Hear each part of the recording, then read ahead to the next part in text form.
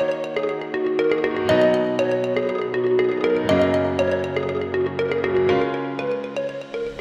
everybody to Women Plus We've Been Waiting For, conversations on wealth, power, and social change. We've been unpacking what is not working in philanthropy and impact investing, and also tremendous opportunities we have to do things in a better way. And today, I have two very special guests from the dance, arts, culture community, Tony Ray and Mona Ray. Welcome. Hello.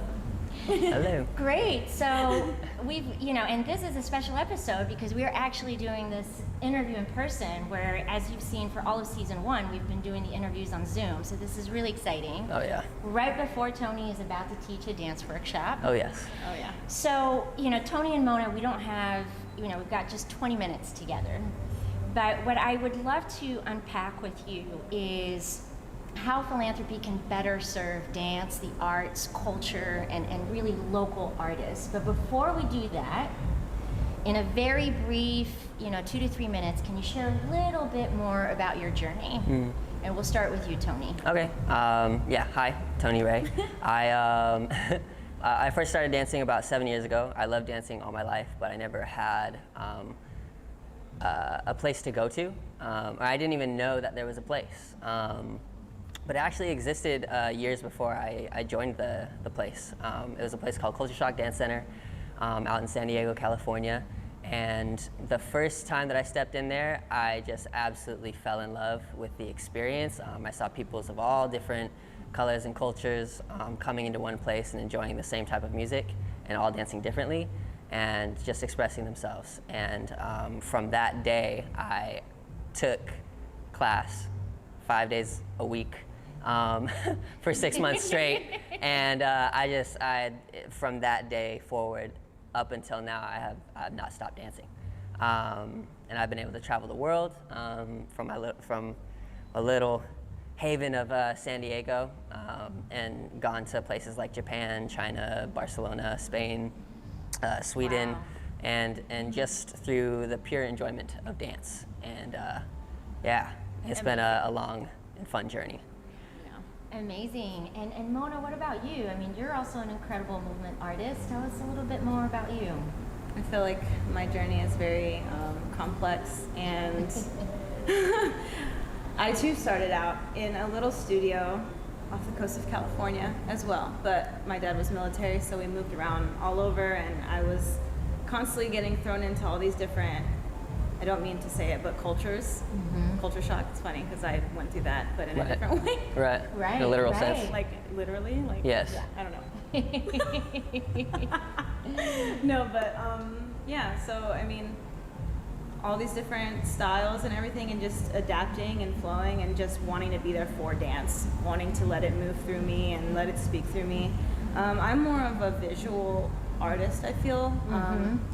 I definitely fell in love with battling and freestyling, which is how we met through that community. I think we both started in like these choreo communities, and these really tight collectives and stuff like that. I really loved the one-on-one competition of freestyle, and just the independence and the freedom and the it's totally different. You can really surprise yourself in it.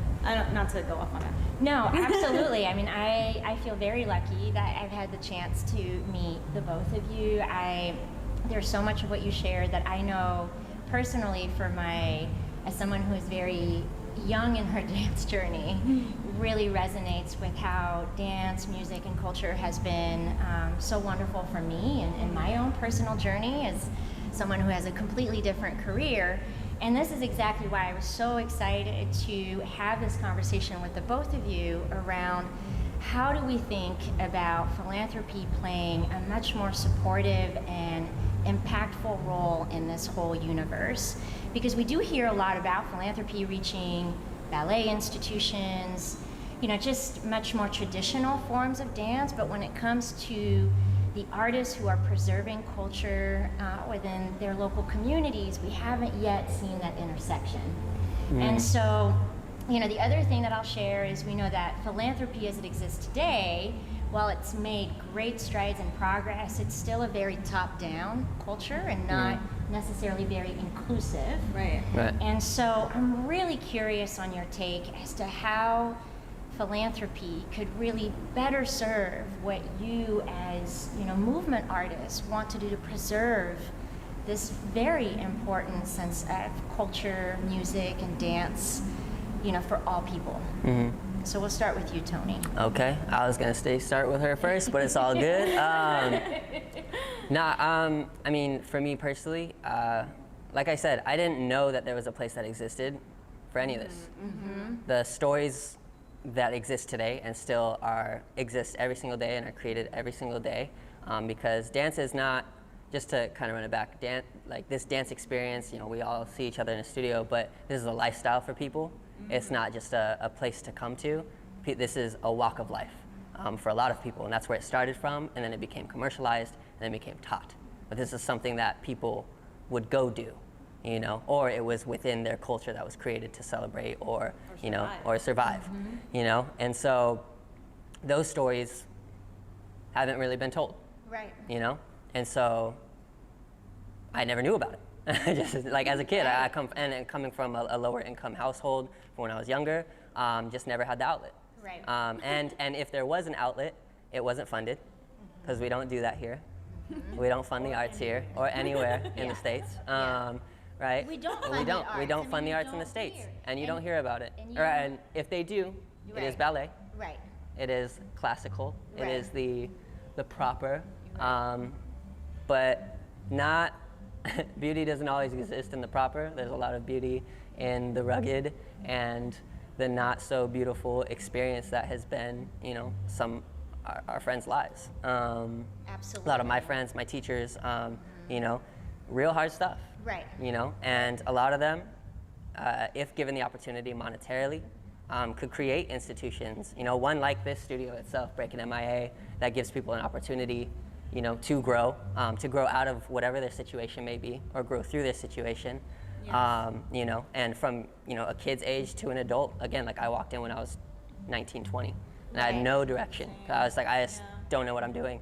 Right. And then I found this. Yeah. And 7 years later, I'm an international dancer, teacher, battler. And I didn't know that was something that was there for me. Yeah. So, and that's just my own personal story, but there's plenty of stories out there that need to be told. If you need recommendations, I'll give them to you. And yeah, no, and we're definitely going to get to that. And so that's such a great point, because what I'm hearing from you, Tony, and I am going to bring it to you, Mona, is that the really important place to start from is to start listening to the stories of those who are living this, because there is so much potential in how this particular culture and lifestyle around dance and music could bring so much to society. Oh yeah. I mean, I know for me, you know, being in the impact investing and more business world, you know, going to not just a studio and taking class, but learning more about house dance culture and training with you and meeting you, Mona, and being more immersed in this does amazing things for me in terms of battling fear, in terms of just how I think creatively, and there's just so many more people who could benefit from this.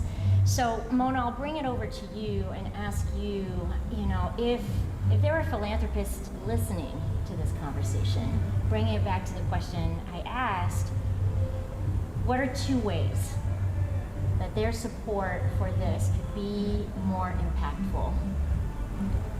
1 for the dancer, and then 2 for the future dancer. So, Okay. I mean, just from prior experience, I used to manage a creative hub when I was 23, 24, and I had the dancers come into our space, and it wasn't just a dance studio, it was a creative space. We had a white room. When you walked in, it was an art gallery. I mean, just limitless. Right. You know, dance is a language, art is language, and there's things that, regardless of our first language, you know, sometimes art is the first language for a lot of people, Right. especially those who are trying to survive. There's just some things you can't say. So, you know, these dancers, they would come in, they would have a safe space, train, create, get their minds moving more on just like what else can we do besides, okay, so we're dancing for ourselves, we're molding ourselves, but what else, right? Right. We would go to schools, we would go to churches, we would go to community centers, and we would do empowerment speeches for the future, for the kids out there that didn't even know that they wanted to dance until they saw us, or Right. didn't know that there was anything else out there. And of course we would, on other days, we would go to the white room and we would make music visuals for artists. I mean, like, it's really limitless. Right. It's really limitless. And so I love what you're saying. And you know, there was a great article recently shared. It was in USA Today, and it was saying, you know, we're so quick to forget everything that unfolded in 2020. I mean, it was pretty sizable, right? The cracks of society were deeply open, and we have such a profound and important opportunity to fill those gaps with something better. Oh, a lot. And dance, you know, music culture has huge potential to be part of that. Absolutely. But that can't happen if we're not funding the very communities and artists who are making this happen. We're not talking about the entertainment industry. We're talking about what's happening in places like this. It's so important that you are sharing your lived experiences. You know, I want to take it one step further and maybe ask you, you know, what are 2 things that people could do today to help bring this vision to life? And I'm going to start with you, Mona. Which vision? So the vision, imagine that, and actually let me give you a more tangible example. So, you know, there's a really revolutionary philanthropist, Mackenzie Scott, Okay. who put in what is probably one of the biggest known donations towards dance. And yes, it did go to ballet institutions, but it went to underserved ballet institutions, like incredible first step. Amazing. So, that's incredible. yeah, and so how do we build on that? So if she or, you know, other institutions out there who really want to think about, gosh, you know, I want to support dance, arts, and music in a way where it's really going to make an impact on local communities, like where do they start? Like what are 2 things they could do to do that? Oh, Any man. thoughts there? I know. I mean, It's I a feel big- like yeah. I feel like with the Creative Hub and just having a safe space that, you know, So funding something like that. funding a space is what we're both like kind of, Yeah, you know, having that safe space. Yeah, because the thing is, that the lucky ones that walk into the studio and find the space, there are tens, hundreds, thousands of other people just like them going through very similar situations that just didn't get the opportunity to walk into that space or don't know about the space. Right. You know, again, like when you talked about, like it's a very top-down experience. I feel like as a, you know, again, when I was growing up, I heard the word philanthropy and what it was doing. And I was like, that's all great. But it wasn't tangible. Like I didn't know, like I couldn't see that, you know, any change being made, even though money apparently is being thrown to something. Right. You know, and so in very tangible spaces like this, you know, where we could, you know, in a space like this or in any other, you know, studio that supports street dance or, you know, hip hop, house, popping, locking, whacking, and all that, and plenty of other styles, other different styles that have come out throughout the, you know, any style that exists Right. that walks into this space that is being shared through social media, you know, not only just in a space, but even if you find them, you can find plenty of dancers like that on social media as well, Right. who live the lifestyle and some who don't. But to be able to provide funding so that they could, you know, and not just give them money, but also, I mean, hey, guidance, like, you know, for money, you know, because some of us don't come from money understanding, Right. you know. Zeku talked about Yeah. it. You know, we interviewed, and you know, I'll bring it back to you, Mona, but we interviewed the owner of this space. And again, this is our first interview in person of the year. It's very exciting.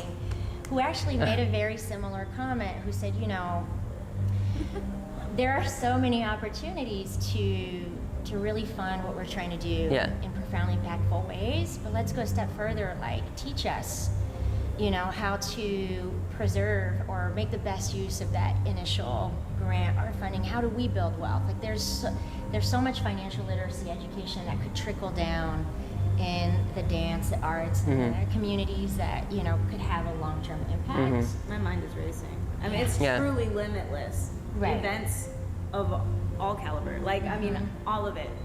Film festivals involving the dancers and their stories, or stories that they just feel passionate about. I mean, Right. like charity events, food truck crawls, I mean, like merchandise, there's all kinds of things.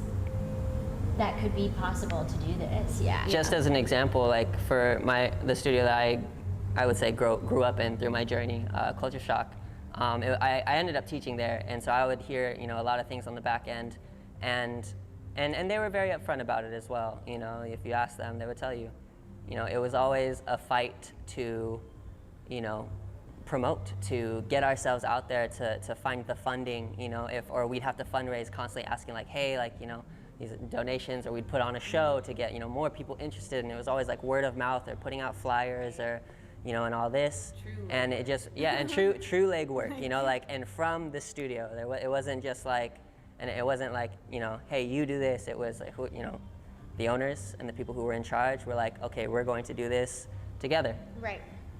Even when they didn't have the funds, but they're like, let's get the funds as in any way that we can, you know. Whether if I had to take some from my own job that's outside of, you know, helping manage the studio. Yeah. You know, and then calling upon the dancers that come through and through their networks that they've built through their journeys, you know. It's difficult. It's hard. Yeah, it's really difficult. It is really hard. And honestly, I feel like if there was, in what I'm hearing from you both, if there was more funding in an efficient and strategic way that was reaching those impactful studio owners, again, community leaders, then there's so much more that could happen from there. You know, like the goal, or I should say, as we're just wrapping up for time, it kind of comes down to, if we're going to democratize philanthropy, which is so essential, we need to have you all at the table when these ideas are being molded, so that people with capital have the greatest level of information on what they could do. Because this matters, right? It matters in terms of utilizing the best of what dance, arts, culture can offer to bring communities and people together. And that deeply matters in 2021. And that's not something we're still talking about enough in the context of philanthropy. But Mona and Tony, thank you so much for spending time with us today. Of course, thank you. It's not nearly enough time. We'll have a season 2, and we'll go into these topics a little bit in a little bit more depth. But this was already great for our audience today to really understand how philanthropy can better support dance, the arts, and our communities. Oh yeah. Yay. Well done. Thank Thank you for having us.